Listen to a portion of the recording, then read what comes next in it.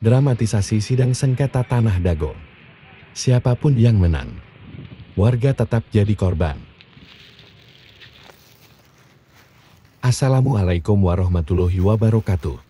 Halo, saat ini saya sedang berada di wilayah Dago. Masih ingat dengan konflik sengketa tanah Dago Elos? Ternyata, konflik sengketa tanah Dago Elos merupakan dramatisasi yang sengaja dilakukan oleh beberapa oknum warga yang ternyata sejak awal sengaja dibuat sebuah skenario untuk saling menggugat. Konspirasi ini dilakukan untuk membodoh-bodohi warga, dan pada akhirnya warga masyarakatlah yang dirugikan. Berikut ini merupakan sepak terjang dari oknum warga yang merupakan mafia tanah. Diceritakan oleh seorang tokoh masyarakat, yaitu Muhammad Diyaman, yang sebelumnya pernah menjabat sebagai Ketua RT 07 RW 01 Cirapuhan Dago. Bismillahirrahmanirrahim. Berikut ini kami sampaikan sepak terjang riwayat hidup mafia tanah yang selama 40 tahun ini. Pada mulanya dia datang tahun 1960-an. Ayahnya bernama Ahya.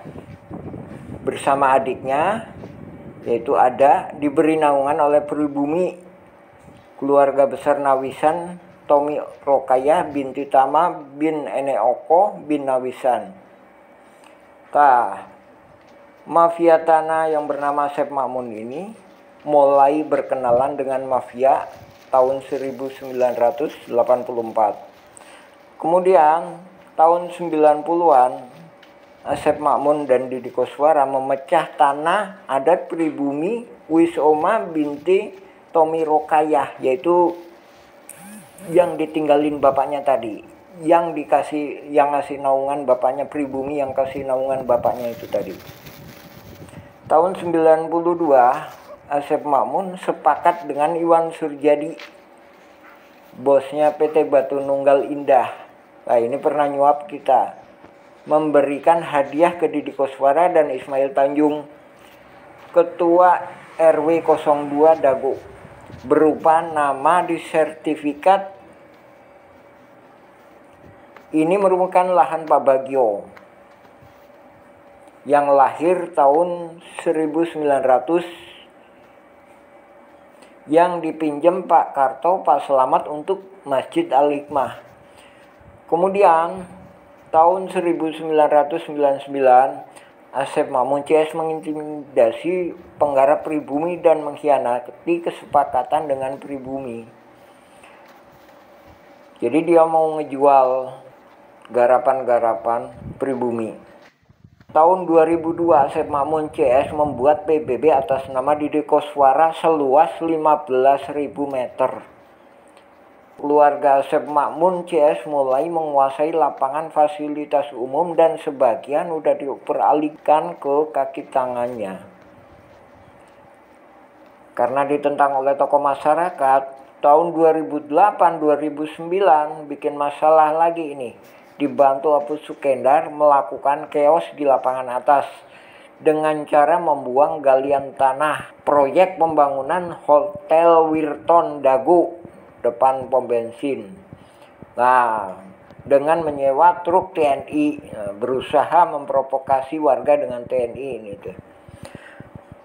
Tahun 2008 sampai 2014, nah ini Asep Makmun ini aktif bersama kaki tangannya pihak-pihak luar. Nah, ini yang kemudian ntar akan menuntut ini.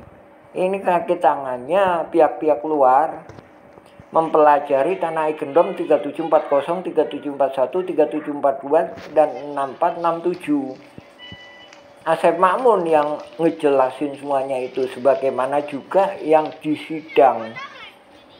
Jadi penuntutnya malah nggak tahu apa-apa. Asep Makmun jadi ketua RW 2. Terus Apu Sukendar jadi ketua RW 1. Sementara dia itu diangkat oleh lurah. Padahal ada pemilihan ketua RW 01. Nah, dari sini itulah menjadi masalah. PBB atas nama Deddy Koswara seluas 15.000 dioperalihkan ke Asep Makmun. Nah, menurut keterangan petugas PBB, ini ada di tangan Deddy Muhammad Saad. Menurut petugas kantor PBB. Muller menuntut warga Dagolos RW 2 dan 3 orang warga RW 1. Nah, ini warga RW 1 Deddy Koswara, saudara iparnya Asep Makmun. Apus Sokendar Alosana. Nah, ini temennya Asep Makmun. Temen yang biasa nyari tanah-tanah yang gak jelas ini. Warga Dagolos diwakili Asep Makmun. Pembelaan Asep Makmun nggak ada padanya, yaitu tadi dioperkan ke Deddy M. Saad. Jadi warga Dagolos menang, yang menang warga Dagolos dan pihak lainnya.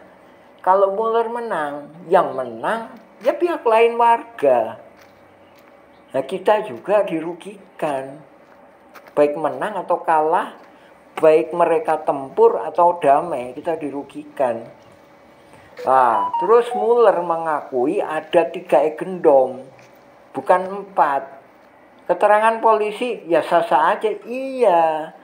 Tapi yang masalahnya keempat itu 6467 itu identitas. Maksudnya gimana? Jadi ada pribumi yang lebih dulu. Salah satu tandanya itu di 6467, ada makamnya. Nah, terus ada wacana mau damai. Nah, damai itu kita itu warga-warga ini ada yang nggak pegang secuil kertas pun surat tanah. Kenapa? Karena diintimidasi. Nah, jadi ini mohon bantuannya utamanya juga kepada Presiden dan TNI, mohon turun ikut serta, karena ini perang ini perintah dari Panglima Angkatan Tertinggi Republik Indonesia, yaitu Presiden, yang menyatakan perang terhadap mafia tanah. Ya, terima kasih. Oke, jadi begitulah kesaksian dari salah seorang tokoh masyarakat setempat yang menjelaskan tentang sepak terjang mafia tanah, yang mana ia merupakan salah satu dari oknum warga yang pada mulanya ia dan keluarganya merupakan seorang pendatang dan diberi naungan oleh warga pribumi, sehingga dengan izin dan kebaikan dari pribumi tersebut, ia dan keluarganya dapat tinggal di wilayah Dago ini. Namun, pada akhirnya, ia dan keluarganya justru malah berkhianat pada anak dan keturunan dari warga pribumi yang telah memberikan naungan kepada ia dan keluarganya dengan cara menyerobot dan ingin menguasai wilayah Dago ini, serta mengambil keuntungan bagi dirinya dan keluarganya dengan cara bekerja sama dengan mafia pihak luar yang lebih besar. Dan pada akhirnya, terjadilah skenario saling menggugat ini. Terima kasih sudah menyimak video ini. Bagi yang ingin mengetahui lebih detail dan melihat bukti-bukti dari fakta ini, bisa DM Instagram kami @awisaenkurma atau kunjungi channel YouTube kami @awisaenkurma. Sebarkan berita ini agar viral dan masyarakat tahu fakta sebenarnya. Terima kasih. Wassalamualaikum warahmatullahi wabarakatuh.